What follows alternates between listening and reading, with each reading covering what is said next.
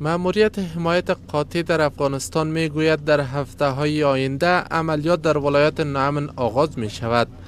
جنرال جان نیکلسن، قماندان مأموریت حمایت قاطع در افغانستان، روز پنجشنبه در سفر به ولایت لغمان گفت فشارها بالای مخالفین مسلح بیشتر می شود.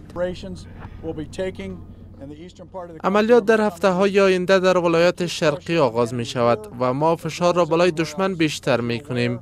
ما عملیات‌های را در جنوب و شمال نیز را اندازی می کنیم تا صلح و ثبات در افغانستان تأمین شود.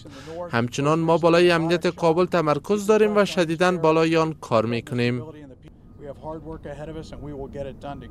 لوید رستیز اردوی ملی افغانستان می گوید که آمادگی ها به خاطر عملیات در ولایات شرقی اتخاذ شده است. سطح ادارات قوات فوق العاده خوب است. تدابیر آمادگی برای اجرای عملیات ها بهتر است.